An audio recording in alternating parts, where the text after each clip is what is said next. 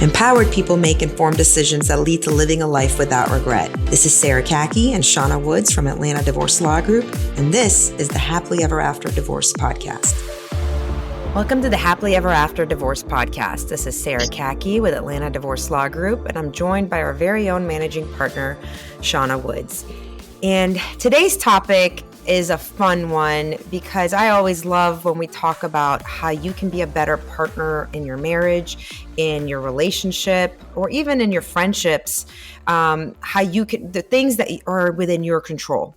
Those are always awesome to discuss because a lot of our listeners are super responsible people who like to take their life under their own hands and make it better as much as they possibly can. And they are always open for self-responsibility. So I think this is one of those episodes where we're giving hopefully some thought-provoking conversation about how can you show up better to get better results in your life. And this came to mind to me. It's come to mind a few times. I have some very close friends and family members who are single women and are very much looking forward having a incredible, fulfilling partnership with somebody in their life that they can, love and grow old with. And one of the common things I've always heard is them telling me what they're looking for in the other person. So they'll use words like, I just want to be in a relationship where I'm cherished. I just want to be with somebody that I can trust. I just want to be in a relationship where this person would take care of me. And I think those are all just fine qualities to look for somebody. But Shawna, the reason I'm bringing this up is because I've heard this a few times in some personal development work I've done myself and also some just coaching work I've done in my marriage and just thoughts I've had that for what's worked in my own marriage and what hasn't is at the end of the day, we are, I believe, a mere reflection of everything we're receiving in our lives. So the advice I have is the things you're looking for in your partner, can you ask yourself honestly and say, am I those things as well? Am I a person who would cherish my partner? Am I a person that my partner can truly trust? Am I a person who wishes to also take care of my partner? Maybe that doesn't mean financially, that maybe that means in your own love language of wanting to take care of that partner. So I want to propose this conversation with us, Shawna, of how, as a fellow person in family law and in relationships, what do you think about this concept of the things that we wish to see in our partner? We first ask for ourselves to become those things. So instead of saying, I want a partner who will cherish me, what if I was to say, I wish to find a partner that I can fully cherish? Do you think that would get you different results?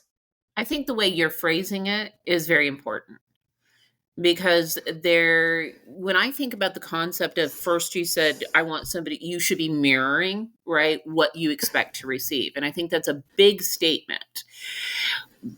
But I also think you have to break it down because what I think you're talking about is shared values.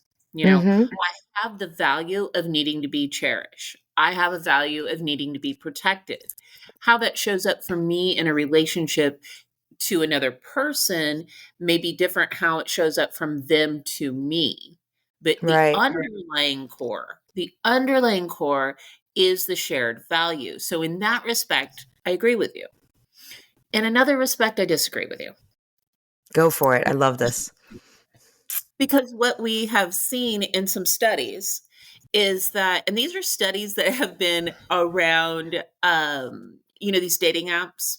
Now, some are just hookup apps, but some are really people are trying to matchmake who are out there actively looking for their mate, right? And I forget which one. There's one that primarily the study was done on because it goes through all these likes and dislikes and who you are and what you do. And then they try to match you with this person who's the most quote unquote similar to you. What some studies are showing is that we don't actually have the most successful relationships who are similar in traits to us. Mm-hmm. We need somebody who complements our traits rather than is identical to our traits, right? If you have somebody, and I'll just use Sarah and I in our business relationship as an example. Sarah and I are extremely similar. We Yes. have great ideas and we are very passionate about these ideas, and we're very passionate about culture and building these big ideas. But we also need those people in our office who are not the big idea people, who are the God, we actually, don't need more Sarahs and Shawnas in there. we don't. We've got enough. But what we need are the people who build that, right? And so any kind of really good symbiotic relationship to me needs the person who's going to complement you, not necessarily mirror you. So would you say, from what I'm taking from what you're saying is, and I think it's such a great way to sort of challenge what I'm saying and finding the distinction in traits versus values. So you're you're proposing that find in your partnership having not necessarily the same traits, but traits that are complementary to each other is what makes it work better. But then the values, that's where the mirroring needs to happen. Yes, exactly. And I do think that's the core of any good friendship, any good Right. relationship, is that you start with the value and you set a value, right? When you start talking about this, I want to feel cherished. That's a value, right? I need to feel, for me, I like protective, right? That's a value that I have, and I'm a very protective person You're a very myself. protective person. Yes. Those traits may show up in different ways for both me or someone who I choose to be with, but my value, my underlying core value is protectiveness, right? And if it showed up in the same way, we may clash, right? We may have huge arguments if one of us is trying to take lead in that protectiveness and the other one isn't able to say, I'm going to allow you, right? My I'm going protective. to be able to receive your protectiveness. And so Yes. this is where I guess the conversation really comes to a head, is the receiving part, Mm. because I think that being able to match the values takes a level of vulnerability, because for me to be able to be seen as somebody who wants to be in a relationship where I'm cherished, which means that I also want to be in a relationship with somebody that I can cherish, I have to almost have a level of vulnerability and transparency that that is my value, that's who I am. But I think that a lot of us this day and age, a lot of people, especially, I'm just thinking of, I don't have any statistics, I don't have no studies, I'm just going with what I'm seeing in our office with clients we speak to who we believe their marriage still has a chance and still has hope, right? So we send them to therapy, trying to get them to work on it, because this is a problem that can be worked out. I really believe it is. This doesn't necessarily need to lead to divorce. Is so many people come to these marriages and these relationships and these partnerships having the give and take flipped, right? They want to get the protection before they give the protection. They want to get I'm cherished before they give that I'm going to cherish you. And being able to, I say this to my kids all the time. I said, when you go to Target, and I'm going to use a childlike example because I have children, and you want to get a Barbie, do you get to just walk out the store with the Barbie? She's like, well, no. I was like, what do you have to do? I have to go to the cash register and pay for it. That's right. You got to give something in order to receive what it is you want to get. And it's the same thing, I believe, in how you present your values in a relationship. You have to put your value out. You have to give it in order to receive it. Instead, what so many of us do, we're so protective and careful over our ego and so scared. And maybe we've been burnt in the past, which so it makes sense. Or maybe we have some childhood trauma that puts us in a more, makes us nervous to be vulnerable with what are my values? What is it that I want out of this? And what can I receive from this? Is I may want, for instance, honesty and integrity in a relationship. That's my core value. But because I'm so nervous and vulnerable with honesty and full integrity, instead I'm putting out mixed signals of who I really am, what the real truth about me is, what my real desires are. And that mixed signal mirrors back to me somebody that I may not be able to trust, because I'm putting up their radars that this is not a trustworthy person that you're working with, because they're giving you mixed signals. So now that's when I think the mirror analogy works, right? Because I'm putting out something that's not authentically me, and I get in return something that is not authentic that person, and I don't get what my needs met because I was scared to be vulnerable with the giving and the receiving. Or you're very unclear about what your needs are or what your values are. And I think that was really important what you said. First, we have to determine what our values are, right? We can't just say, I want someone who's protective without really understanding what that value means to you and what it may mean to someone else. So when you're talking about mirroring, and I just use very simple examples. For instance, if you are looking for somebody who is in great physical shape, are you going to also be in great physical shape? If that's not important to you and you're looking for somebody whose, core value happens to be a religion, are you practicing your religion? So it really goes back to, first of all, I have to identify what my core values are, right? Pick 5. Just start with Yes. 5 and say, here are the core values that I believe in. And here's how I practice my core values. Because to your point, if you just say kindness, right, is a core value of mine, but you are not actively practicing kindness, how are you going Mm-hmm. to attract kindness? You're not. If you are actively saying, I want kindness because you want people to be more kind to you, but you're not giving it back, that person's not attracted to you. And I don't mean in a physical sense. They are not attracted to your soul at that point. So determine what like I said, pick 5, your 5 core values are, and then start developing those so that the person who you're mirroring and core values is also going to be attracted to you. I think this is actually excellent work, Shawna, to also for couples to do in therapy that are trying to recover from having serious communication issues. Absolutely. And I think a lot of people do get traits and values mixed up, right? And we all have little traits that, happen. I don't like to get up early. That is not a trait that I'm going to enjoy experiencing. So I'm probably not going to like that in a partner either. Right. But what would be a complementary, trait is something, think about those things, right? If, for instance, you love home cooked meals, but you don't particularly like cooking, that might be a trait that someone else, has. The core value underneath cooking a home cooked meal for somebody is caring, right? Showing Yes. how you care for that person. You enjoy this, let me do this for you, right?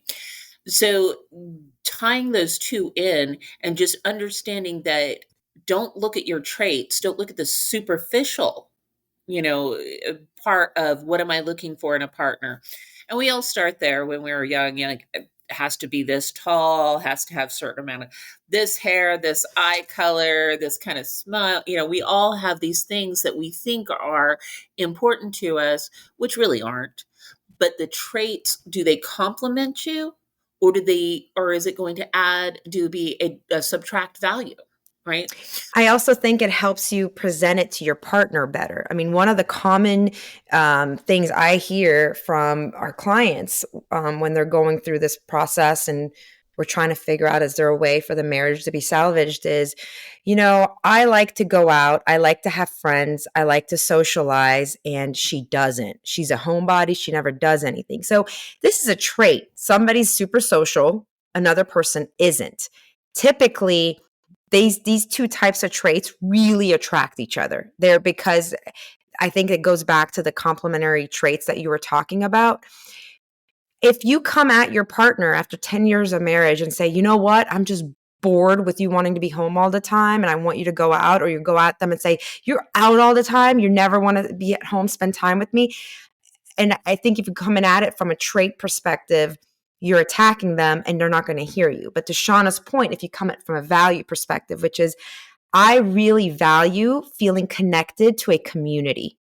I really value finding like-minded people and having conversations that broadens my perspective, right?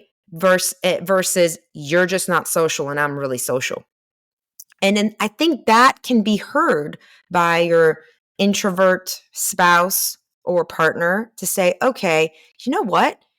I may not be as comfortable as you in a social setting, but I think I actually really value being connected to feeling connected to outside of just my home. I think that's a very common trait that a lot of people have in common. And it may bring the two partners back to that initial place where they fell in love and decided to start the partnership, because there must have been some kind of a joint value. Hopefully there was some kind of a joint value that brought these two people with different traits together. I agree with you. And I do think that it's really important to understand the difference between what we were just saying the trait and the value are. Because when I was thinking about what you're saying, honestly, I automatically went extrovert, introvert, and thinking, well, that's a value. How do you recharge as a value? But you're right, it's more of a trait. What is the value? I enjoy being connected to people, right? Mm-hmm. But what if your value is I enjoy being connected to my spouse and I'm willing to compromise on some of these, what we would say, superficial things, like Yes. how many nights a week do we go out? Yeah, how many people do we have over to the house? What is the comfort level for both of them, and can we meet in the middle? Because if our value is we really want to see community, right? Yes. Community, connection, which is important for everybody in health and happiness. What is the level of it? And can we agree? And meeting somewhere in the middle, because we're never going to find that perfect person, right? That doesn't exist. When we talk about mirroring, we wouldn't necessarily create the exact copy of you, right? So you're not going to find that perfect person. You're going to find that perfect person for this time in this relationship. And it's really up to us whether we want to make it work because we do have the core values, or whether we're ready to say, you know what, our core values don't coincide anymore. Absolutely. I'm going to finish this off with what I wanted to share with a little prayer that I came up with for my daughter, Hannah.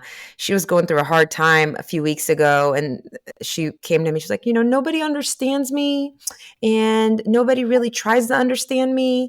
And we've had this podcast episode before about, working to be understood. And the list went on of all the things that nobody's doing for her. And so I said, Hannah, are you those things for other people? Are you working to understand other people?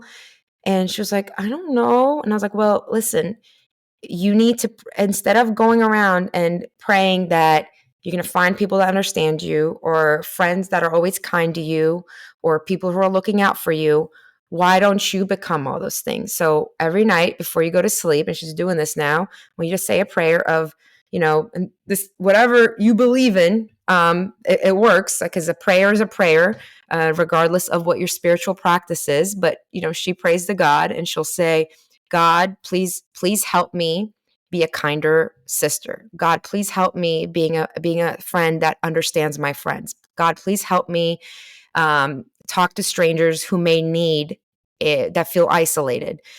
And I thought about that. I was like, man, this could be so helpful to so many of our clients who are just going through such a hard time, and all the focus has always been on everything they're lacking in their life.